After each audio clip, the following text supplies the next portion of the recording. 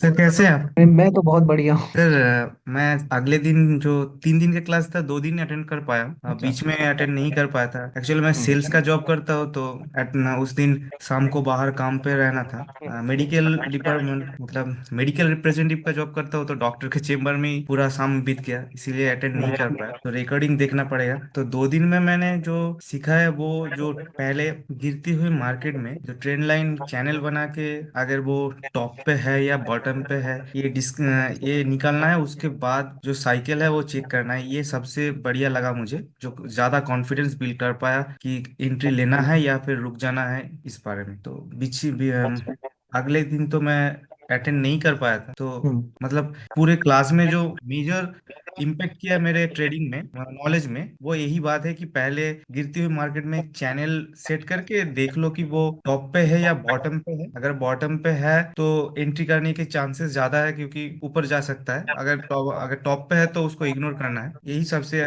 मतलब मेरे जो नॉलेज है इसमें ये वाला नॉलेज सबसे बढ़िया लगा। और मेरा सर थोड़ा हिंदी थोड़ा प्रॉब्लम है, मैं वेस्ट बंगाल से बिलोंग करता हूँ तो थोड़ा समझ लीजिएगा सर। नहीं नहीं, मेरे को तो सब समझ में आ रहा है, अच्छे से समझ में आ रहा है। अच्छा, कब से हैं जीसीडी के अंदर आप? सर 1 महीना हुआ। मैं अक्टूबर के लास्ट में मतलब बीच में अक्टूबर के बीच में ज्वाइन किया मैंने। ओके। 4 या 5 और के नाम। मार्केट में आपको पहले से एक्सपीरियंस है? सर मैं 2022 से मार्केट में हूँ। लगभग जुलाई सितंबर से 2022 के। ओके तो ओके, तो मैं ठीक वो ठाक टाइम हो गया। शेयर में इन्वेस्ट करता था और उसके बाद थोड़ा ट्रेडिंग का नशा ही बोल लीजिए, दो हम्म। महीने 3 महीने तक।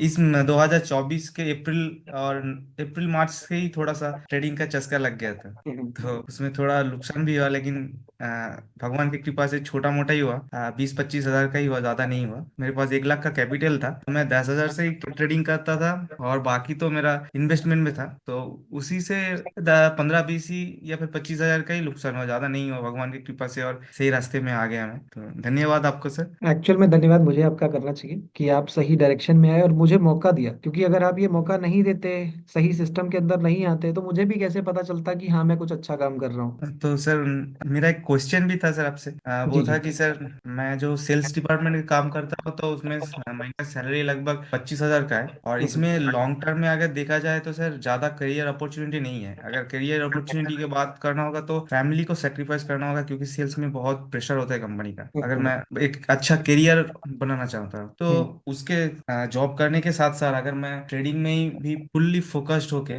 ट्रेडिंग सीखूं और उसको परफॉर्म भी करूं साइड बाई, तो आपके हिसाब से सर कितने साल लग सकता है मुझे फुल्ली ट्रेडिंग में अपना करियर परसू करने में? देखिए, तो यही पूरा क्वेश्चन। साल पूरा टाइम, ये जो करियर आप सोच रहे हो ना, ये या तो इंट्राडे करने की सोच रहे हो, और मैं आपको बताऊं, सर देखो नहीं जॉब सर। जो आप कह रहे हो, हाँ जॉब सर। में आप स्विचिंग कर सकते हो, बहुत सारे रास्ते बता रहा हूँ आपको। जैसे अब सेल्स में आप आगे चल के आप सेल्स में हेड बन सकते हो। मैं क्यों बता रहा हूँ उसका रीजन, देखिए जॉब हर पर्सन को नहीं मिलती, बहुत हाँ हाँ। काबिल लोगों को ही मिलती है, और उसके बाद में उसमें आप थोड़ा सा टाइम निकाल के ट्रेडिंग इन्वेस्टिंग के फॉर्म में अपना इन्वेस्ट कर करके, ट्रेड कर करके छोड़ सकते हो। ऐसा अगर आपको ऐसा लग रहा है कि आपके पास समय की कमी है, तो हम ऐसे स्टॉक्स की तरफ जा सकते हैं जिसमें 1 साल 2 साल 3 साल तक आपको देखना ना पड़े, बोलना ना पड़े, तो वो रास्ता। और ये जो आप कह रहे हो फैमिली सेक्रीफाइस, वाकई में हमारा टाइम तो जाता है जॉब में। और अगर सेल्स की जॉब ऐसी है, इस तरीके का प्रेशर है, एक कंपनी में हो सकता है, दूसरी में नहीं हो सकता है, जबरदस्त। और ऐसा हो सकता है कि 10 में से 7 में हो, 3 में ना हो, तो वो कंपनी आप आगे के लिए सर्च करना। जॉब का बिल्कुल सही बात है, आपको फैमिली को भी टाइम देना चाहिए, और फिर और उस पॉइंट ऑफ व्यू से ट्रेडिंग एक अच्छा ऑप्शन हो सकता है।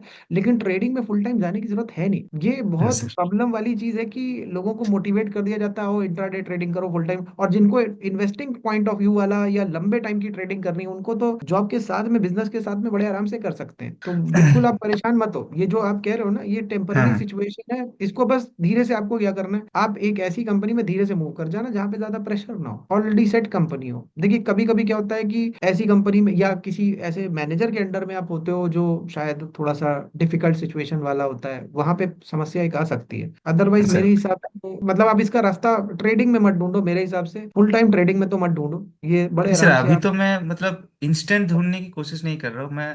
10 या फिर 12 साल का सिनेरियो पकड़ के चल रहा हूँ कि रिटायरमेंट के लिए मुझे कंपनी तो की मैं आपको एक जॉब या बताता फिर पेंशन के ऊपर डिपेंड नहीं होना पड़े। कि मेरा उम्र से, मैं 26 साल का हूँ, हूँ। एज मेरा 26 है, तो अभी तो मैं 10 या 12 साल का तो सिनेरियो लेके चल रहा हूँ कि तब तक मैच्योर भी हो जाएंगे, तो फिर यही सोच रहा था सर। तो इस कंडीशन में मैं आपको बोलता हूँ, देखो जैसे इसमें दो रास्ते निकल के आते हैं। अब ट्रेडिंग के पॉइंट ऑफ व्यू से आपका 1 महीना, 2 महीना, 6 महीना टाइप का ट्रेड ठीक है, अब उसमें एक्टिविटी थोड़ी सी दिमाग लगा करके, और उसमें ज्यादा टाइम नहीं चाहिए। तो फिर आपका जो अच्छा सर। बचा हुआ समय होगा वो कहाँ आप लगाओगे? या तो अब एक और दूसरा कोई प्रोफेशन ढूंढो, या आगे के लिए बिजनेस कुछ सोचो। मतलब कुछ ऐसा आपको हाँ सर। अलग से एक और काम करना पड़ेगा, क्योंकि ट्रेडिंग में इतने टाइम की जरूरत नहीं है। तो फिर यही सर पूछना था कि सर ना, इंटरडे में तो नहीं जाना है अभी, तो सब चला जाएगा। और सर वो स्विंग और पोजिशनली करना है, और उसमें ही माहिर होना है। और अभी तो एफएनओ में भी नहीं जाना है, तो हम्म। एफएनओ में भी लॉस वगैरह हुआ है, डर हम्म। लगता है अभी एफएनओ देख के ही।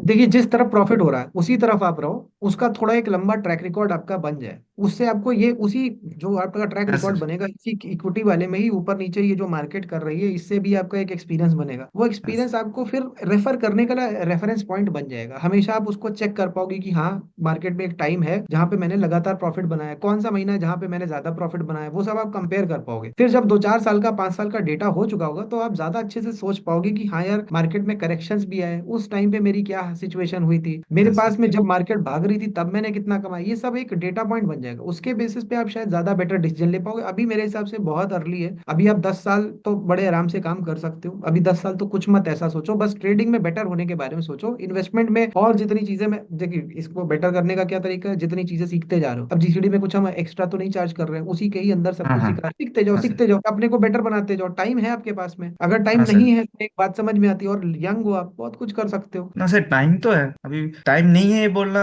गलत होगा। दो हम्म। तीन घंटे तो हर रोज निकाल ही पाएंगे, कोशिश बस करेंगे बस तो। उसी सुबह उसी भी, को आज सुबह और इन्वेस्ट रात को। करते जाओ, आज आप इन्वेस्ट करते जाओ, बेटर होते चले जाओ। और फिर जहां पे आप कह रहे हो वो सवाल, जब आप एक्चुअल में उस सिचुएशन में पहुंचोगे तो वो ज्यादा सिचुएशन बेटर दिखेगी आपको, कि बच्चे इतने बड़े हैं मेरे, इस स्कूल में पढ़ते हैं। अब ऐसा भी हो सकता है कि इस ड्यूरेशन में आप अपने थोड़ा सा सर। खर्चे वगैरह ऐसे बढ़ा लो कि आप रिस्क लेने की सिचुएशन में ना हो। बहुत सारी सिचुएशनें हो सकती हैं, वो उस टाइम पे देखा जाएगा कि क्या होगा। अभी तो मैं यही बोलूंगा, आप ट्रेडिंग या इन्वेस्टिंग जो भी कर रहे हो, कुछ चीजें ऐसी आप कर सकते हो जिसमें आपका ज्यादा दिमाग ना लगे। जैसे एसआईपी वगैरह करके छोड़ दो, अच्छे फंड्स में करके, जो निफ्टी के इंडेक्स फंड है या उनमें करके छोड़ दो, ज्यादा दिमाग नहीं लगाना। तो सब अच्छा करके सर। छोड़ो, और उनका रिजल्ट एक आएगा, आपका कुछ कॉर्पस बन जाएगा, कुछ सालों में बन जाएगा, 10-12 साल में भी कुछ ना कुछ बड़ा अमाउंट आपको दिख जाएगा। और जो आप इक्विटी में सीख रहे हो छोटे कंपनीज को पकड़ने का, और जो तरीका मैं बता रहा हूँ, वो सब हम जब हाँ हाँ करेंगे, सर। कॉर्पस बनेगा। और वो कॉर्पस कहीं ना कहीं डिविडेंड के फॉर्म में, या कुछ आपको दिखेगा कि यार, अरे यार, मेरी जो सैलरी मैं पा रहा हूँ उसके